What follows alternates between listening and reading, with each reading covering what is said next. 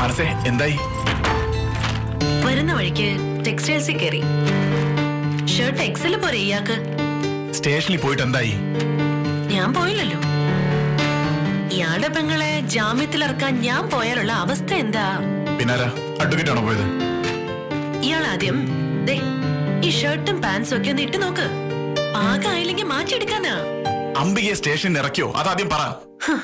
അതെ, ഒച്ചയും ബഹളമൊന്നും വേണ്ട. ഇത് എന്റെ വീട്, എന്റെ മുറി. ഒളിച്ച് താമസിക്കുന്ന ഒരു ക്രിമിനലിനെ ഇവിടെ വോയിസ് ഇല്ല. അതെ, എന്റെ മാനസികാവസ്ഥ ഒന്ന് മനസ്സിലാക്കണം. ക്രിമിനലാണെങ്കിലും ഞാൻ അവളുടെ ഏട്ടനാ. എന്റെ പെങ്ങളെ കുറിച്ച് ചോദിക്കുമ്പോ ഒരു നല്ല ഉത്തരം പറഞ്ഞൂടെ മനസ്സിക്ക്? നല്ലത് പറയുന്നതിലല്ല സിദ്ധാർത്ഥ, നല്ലത് പ്രവർത്തിക്കുന്നതിലാ കാര്യം. അംബികയുടെ പേരില് കേസൊന്നും എടുത്തിട്ടില്ല. വക്കീല് പോയി ഇറക്കിക്കൊണ്ടുവന്നു. അവര് തല്ലോ മറ്റോ ചെയ്തോ? തല്ലാനല്ലാതെ തലോടാനല്ലല്ലോ പോലീസുകാർ കൊണ്ടുപോകുന്നത്. ഒന്ന് രണ്ടെണ്ണമൊക്കെ കെട്ടിക്കാണും. ശരിക്കും? പിന്നെ ശരിക്കും അല്ലാതെ തൊട്ടുവിടുവോ പോലീസുകാര്? അത്യാവശ്യമൊക്കെ കിട്ടിക്കാണും. വിഷമിക്കൊന്നും വേണ്ട.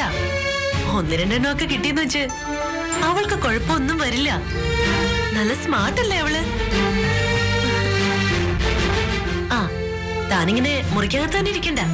താഴെ മൈന മാത്രമേ ഉള്ളൂ. ഇയാള് ഡ്രസ് ചേഞ്ച് ചെയ്തിട്ട് താഴേക്ക് വാ.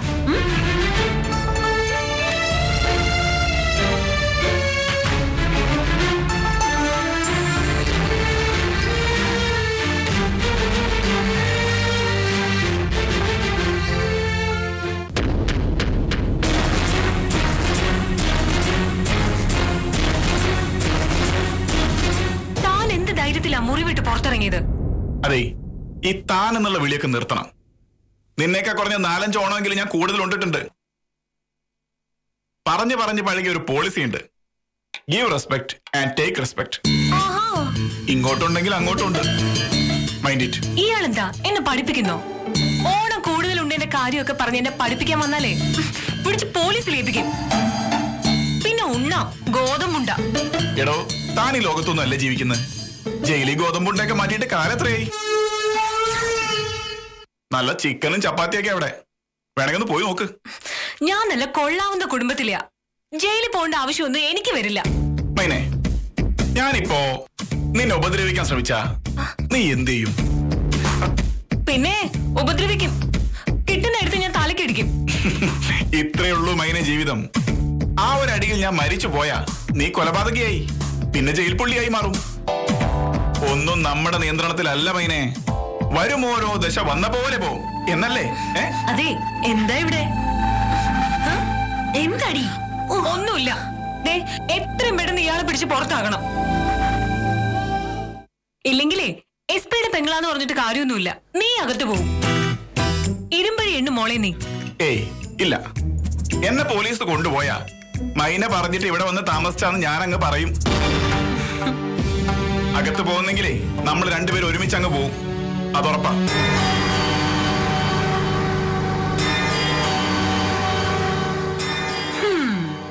അപ്പോ നിന്റെ കാര്യത്തിലൊരു തീരുമാനമായി മോളെ. ഓടി എവിടുന്ന്? വേണുവിന് വേറെ കുഴപ്പങ്ങളൊന്നും തോന്നുന്നില്ലല്ലോ? ഇല്ല. ഏതെങ്കിലും വശത്തേക്ക് തിരിയുമ്പോഴോ ചെരിയുമ്പോഴോ മറ്റോ വേദന എന്തെങ്കിലും? ഇല്ല, അങ്ങനെ ഫീൽ ചെയ്യുന്നില്ല. ഗുഡ്. അപ്പോ ഇന്ന് ഡിസ്ചാർജ് ചെയ്യാം. ഒരു കുഴപ്പമില്ല അല്ലേ മോളെ? ഇല്ല, ഹീസ് ഓൾ റൈറ്റ്. എന്നാലും കുറച്ചു ദിവസത്തേക്ക് ശ്രദ്ധിക്കണം. ഓവർ സ്ട്രെയിൻ ചെയ്യരുത്. ഭാരമുള്ള സാധനങ്ങളൊന്നും എടുക്കരുത്. ഏയ്, അല്ലെങ്കിലും അങ്ങനെയുള്ള ജോലിയൊന്നും ഇവൻ ചെയ്യാറില്ലല്ലോ. ഇന്ന് ഡിസ്ചാർജ് ചെയ്യാന്ന്. 11 മണിക്ക് ഡോക്ടർ ശരത്ത് വരും. ഒരു ചെക്കപ്പും കൂടി കഴിഞ്ഞിട്ട് പോവാം. ഓക്കെ?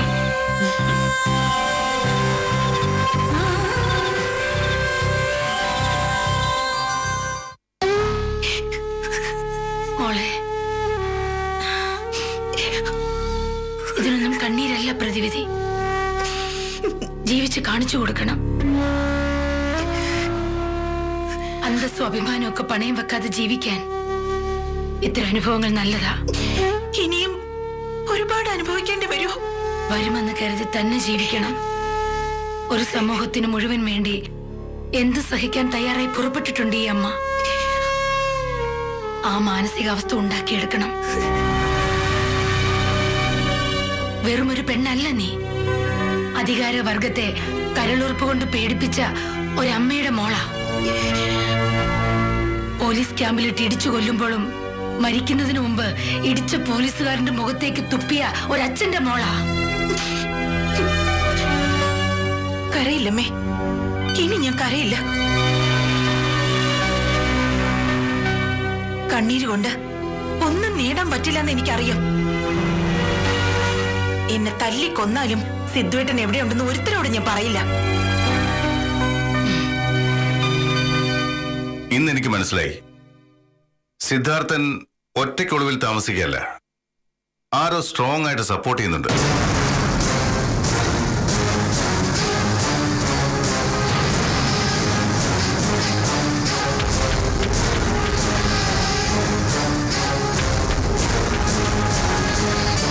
എന്താ അത്രയ്ക്ക് ഉറപ്പിച്ചു പറയാൻ? ഗൗരി, അവന്റെ പെങ്ങളെ കൊണ്ടുവന്ന് സ്റ്റേഷനിൽ ഇരുത്തിയപ്പോ മണിക്കൂറുകൾക്കുള്ളിൽ അഡ്വക്കേറ്റ് വന്ന് ഇറക്കിക്കൊണ്ടുപോയി.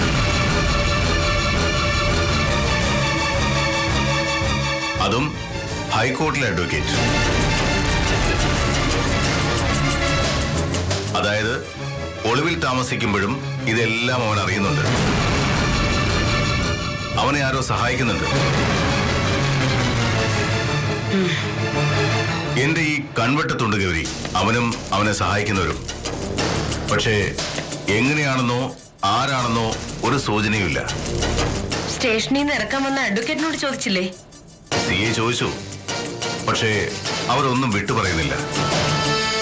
ഹൈക്കോടതി പ്രാക്ടീസ് ചെയ്യുന്ന ഒരു അഡ്വക്കേറ്റ് പോലീസുകാരെ പേടിക്കേണ്ട കാര്യമില്ലല്ലോ. ഇക്കണക്കിന് പോയാ ഈ കേസിന്റെ അന്വേഷണ ചുമതല വരെ മാറും. എല്ലാം എന്റെ കഴിവുകളായിട്ട് ചിത്രീകരിക്കപ്പെടും. അതിനു മുമ്പ് കണ്ടുപിടിക്കണം.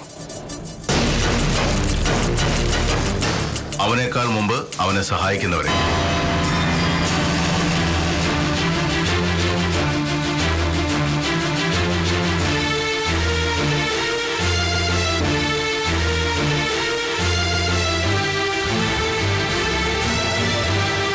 എന്തു പറ്റി മനസ്സേ? ഇതിൽ കൂടുതൽ എന്ത് പറ്റാനാ? ഏട്ടനാകെ ടെൻഷനിലാണ്. ഈ പോലീസുകാരുടെ ജോലി എന്ന് പറയുന്നത് ഹൈ പ്രഷറാ സിദ്ധാർത്ഥ്. തന്നെ കിട്ടാതെ നാടൊട്ടുക്ക് ഓടി നടക്കുക പോലീസ്. ഇതിന്റെ ഉത്തരവാദിത്വം ഏട്ടന്റെ തലയിലും. ഞാൻ പിടികൊടുക്കട്ടെ മനസ്സേ, നിനക്കും ഈ ടെൻഷനൊക്കെ ഒഴിവായി കിട്ടും. അങ്ങനെ പിടികൊടുക്കാനായിരുന്നെങ്കിൽ ഇത്രയ്ക്ക് കഷ്ടപ്പെടണമായിരുന്നോ?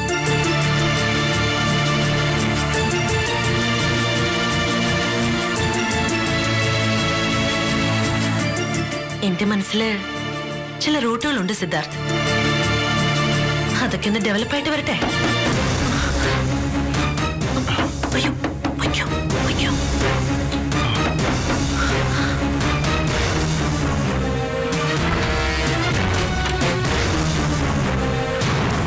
അയാളെന്തേ? സിദ്ധാർത്ഥ്, മൈനയാ. ഇയാളുടെ ബാത്റൂമിലെ ബെഡ്റൂമിലെ ഇരിപ്പ് മതിയാക്കി എന്തെങ്കിലും ഒന്ന് തീരുമാനിക്കണം. ഇയാൾ വലിയൊരു ബാധ്യതയാ, ഒഴിവാക്കിയേ പറ്റൂ. ഒഴിവായി തരാം. ഞാൻ ആർക്കൊരു ബാധ്യതാവില്ല. മൈനയോട് പറയാൻ വാക്കുകളുടെയും അക്ഷരങ്ങളുടെയും കുറവുകൊണ്ടല്ല ഞാൻ സംസാരിക്കാതിരിക്കുന്നത്. മാനസികയോടുള്ള ബഹുമാനം കൊണ്ടാ, കടപ്പാട് കൊണ്ടാ. അല്ലെങ്കിൽ ഒരടി കിട്ടാനുള്ള വകയൊക്കെ മൈനയുടെ കയ്യിലുണ്ട്. നീ ചിരിച്ചോടി. നമ്മുടെ സംരക്ഷണയിൽ കഴിയുമ്പോഴും ഇയാളുടെ അഹങ്കാരം കണ്ടോ? നീ നോക്കിക്കോ, നിന്നെ കൊണ്ട് ഇയാള് പോവും.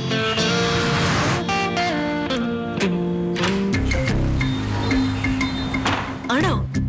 അവള് പറഞ്ഞതുപോലെ നീ എനിക്ക് പണിയാവോ? ആ, മിക്കവാറും.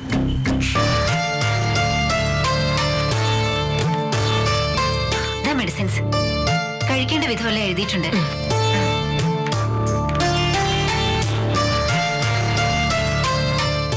എന്നാ ഇറങ്ങാം. ഡോക്ടറെ ഒന്ന് കണ്ടിട്ട് വേണ്ടി പോകാൻ. രാവിലെ കണ്ടതല്ലേ? ഇപ്പൊ പറഞ്ഞോളൂ ഡോക്ടറെ കുറിച്ച്. ഇറങ്ങാൻ തുടങ്ങായിരുന്നു. പറഞ്ഞതൊക്കെ ഓർമ്മയുണ്ടല്ലോ. റെസ്റ്റ് എടുക്കണം. 2 ആഴ്ചക്ക് ശേഷം ഒന്ന് വരണം. അതിനുശേഷം ചെറിയ തോതിൽ എക്സസൈസ് ഒക്കെ തുടങ്ങാം. ശരി ഡോക്ടർ. ശരി ഡോക്ടർ. ഡിസ്ചാർജ് ആയത് മാനസിയോടൊന്ന് പറഞ്ഞേക്കും. പിന്നെയൊന്നും വന്നില്ലല്ലോ.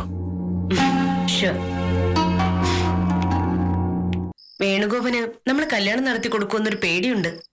അയാൾക്ക് കേസുമായി മുന്നോട്ട് പോകാനും താല്പര്യമില്ല. അത് എന്താണെന്ന് മനസ്സിലാവുന്നില്ല. സ്വസ്ഥമായിട്ട് ജീവിക്കാൻ ഈ കേസും കോടതിയും ഒക്കെ ഒരു തടസ്സമാവില്ലേ ഹരി? വേണു ഇപ്പോഴും പറയുന്നത് കുത്തിയ ആൾക്ക് എന്തോ അബദ്ധം പറ്റിയതാണെന്നാ. മാനസിക ഇഷ്ടപ്പെട്ട ചെറുക്കനല്ലേ? ഇങ്ങനൊരു അപകടം ഉണ്ടായെന്ന് വെച്ച് ആ ഇഷ്ടമില്ലാതാവൂ? ഹരി, കാര്യം നമ്മളെ ക്ഷണക്കത്ത് വരെ അടിച്ചു വെച്ചതാ. എല്ലാവരും വിളിച്ചും കഴിഞ്ഞു. എന്നാലും ഒന്നുകൂടി അന്വേഷിക്കുന്നത് നല്ലതാ. വേണുഗോപനല്ല, മാനസിയുടെ ഭാവിയാ നമുക്ക് പ്രധാനം. അവരുടെ കുടുംബക്കാരെയൊക്കെ നമ്മൾ കണ്ടതല്ലേ? കുഴപ്പക്കാരൊന്നുമില്ല. പിന്നെ മനസ്സ് തീരുമാനിക്കട്ടെ. അവരല്ലേ ഒരുമിച്ച് കഴിയേണ്ടത്. വേണുഗോപനെ നേരിട്ട് കാണുമ്പോൾ ഉണ്ടായിരുന്ന അടുപ്പം കണ്ടു കഴിഞ്ഞ ശേഷം അവൾക്കില്ലാത്ത പോലെ തോന്നുന്നു.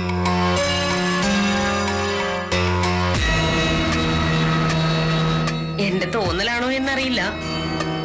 എന്തായാലും അവളുടെ അഭിപ്രായത്തിന് എന്തെങ്കിലും മാറ്റം ഉണ്ടോ എന്ന് ചോദിച്ചറിയണം.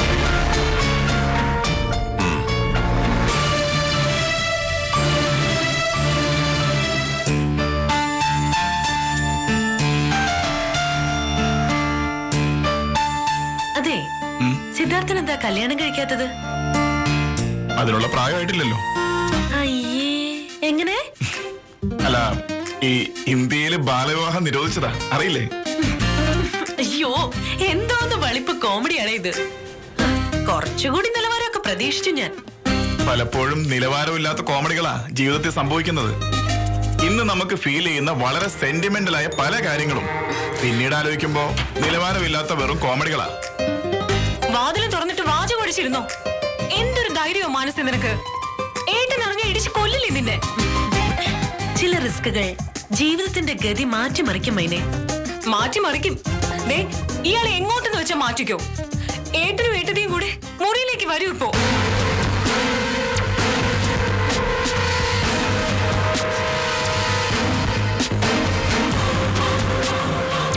ഈശ്വര, എങ്ങോട്ടേക്ക് മാറ്റ സിദ്ധാർത്ഥനെ? ഇറക്കി വിട് മാനസേ, എവിടെയെങ്കിലും പോട്ടെ. എനിക്കേ പോകാൻ സ്ഥലമില്ലാത്തതുകൊണ്ടല്ല. അങ്ങനെ നടതള്ളി ഇറക്കി വിട്ടാ പേടിക്കില്ല ഞാൻ. ഒളിച്ച് താമസിക്കാം, എന്നിട്ട് അഹങ്കാരം കണ്ടോ? തൽക്കാലം സിദ്ധാർത്ഥനെ നിന്റെ മുറിയില് താമസിപ്പിക്കോ? അയ്യടാ, എന്റെ മുറിയിലേക്കൊന്നും മാറ്റണ്ട. കുറച്ച് സമയത്തേക്ക് മതിയുടെ പെണ്ണെ. ഏട്ടനും ഏട്ടത്തെയും പോയി കഴിയുമ്പോ ഞാൻ ഇങ്ങോട്ട് വിളിച്ചോളാം. ഇത് വലിയ കഷ്ടമായല്ലോ. അതെ, ആ കുട്ടിക്ക് സമ്മതമല്ലേ ഞാൻ ടെറസിലെങ്ങാനും പോയി കിടന്നോളാം. സമ്മതമല്ലെന്ന് ഞാൻ പറഞ്ഞോ? സഹിക്കുവോ? ദേ, ഇവള് പറഞ്ഞോണ്ട്. ചെല്ല്.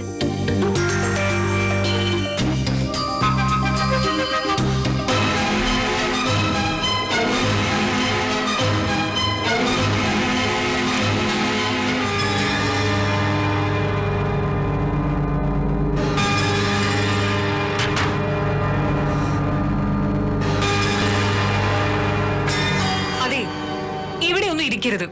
ഞാൻ കിടക്കുന്ന കട്ടിലായത്. കുട്ടിക്ക് വല്ല പകർച്ചവ്യാധിയോ അങ്ങനെ വല്ല രോഗമുണ്ടോ? എനിക്കൊരു രോഗമില്ല. ഞാൻ വിചാരിച്ചു ഈ കട്ടിലിരുന്ന പകർന്ന വല്ല അസുഖം ഉണ്ടോന്ന്. പ്രായം തികഞ്ഞൊരു പെൺകുട്ടിയുടെ മുറിയായത്. ഇവിടെ അന്യ പുരുഷൻ ഇരിക്കാൻ പാടില്ല. അതെ, ഈ അന്യത എന്ന് വെച്ചാ തികച്ചും ആപേക്ഷികമാ. ഉള്ളിലൊരു സ്നേഹം കരുതി വെച്ചാ അന്യത തോന്നില്ല. അന്യനല്ലാതെ പിന്നെ സ്വന്തക്കാരനാണോ? ആവാം. ഈ ലോകത്ത് എല്ലാവരും പരസ്പരം സ്വന്തക്കാരാണ് മൈനെ. ഓരോരുത്തരെയും പരിചയപ്പെടാൻ ഓരോ നിമിത്തമുണ്ടെന്ന് മാത്രം. എനിക്ക് ഈ വാചകം ഒന്നും കേൾക്കണ്ട. ഈശ്വരന്മാരെ, ഒരു ചെറുക്ക എന്റെ മുറിക്കകത്ത് എന്നെ സമ്മതിക്കണം. ചില ആംഗിളിൽ നിന്ന് നോക്കുമ്പോ മൈനയുടെ മുഖം വല്ലാതെ വൃത്തികേടാ. സത്യം പറഞ്ഞ ഈ പരിണാമ സിദ്ധാന്തമൊക്കെ ഓർമ്മ, ആദിമ മനുഷ്യരിലേക്ക് തിരിഞ്ഞു നോക്കുന്ന പോലെ. കൊരങ്ങിലേക്ക് അല്ലേ എന്ന് ഞാൻ പറഞ്ഞില്ല. പറയണ്ടല്ലോ, പരിണാമ സിദ്ധാന്തം എന്നൊക്കെ പറഞ്ഞാ എനിക്ക് മനസ്സിലാവും.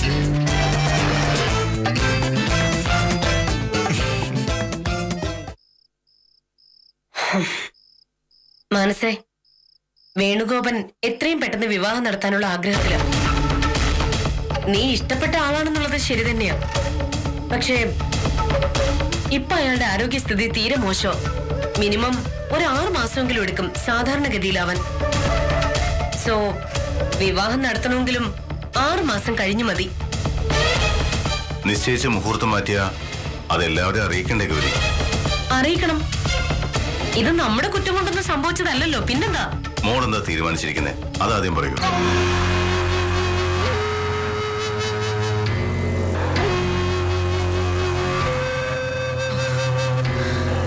മുഹൂർത്തം മാറ്റണ്ടേട്ടാ.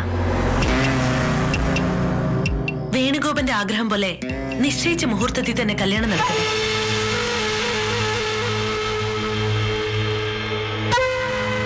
ഇനി അത് മാറ്റിയാൽ ശരിയാവില്ല. എങ്കിൽ വേണുവിന്റെ വീട്ടുകാരെ വിവരം അറിയിക്കല്ലേ? എന്റെ അഭിപ്രായം കണക്കിലെടുക്കണ്ട. മാനസയ്ക്ക് ചിന്തിക്കാനും തീരുമാനം എടുക്കാനുള്ള കഴിവുണ്ടല്ലോ. എടുക്കുന്ന തീരുമാനങ്ങളൊന്നും പിന്നീട് അബദ്ധമായി പോയിന്ന് തോന്നാതിരുന്നാ മതി. ഇല്ല, ഒരബദ്ധവും പറ്റില്ല എനിക്ക്.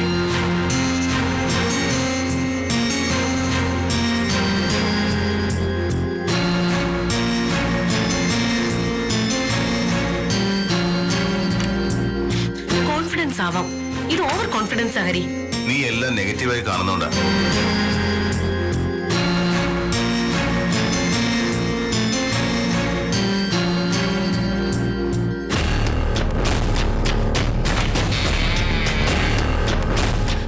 എന്തിനാ ഏട്ടനും എടുത്തിയും വന്നത്?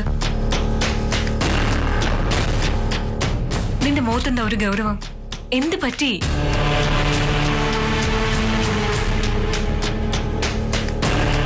ഞാൻ കല്യാണത്തിന് സമ്മതിച്ചു. ആരുമായിട്ട്? വേണുഗോപനുമായിട്ട്.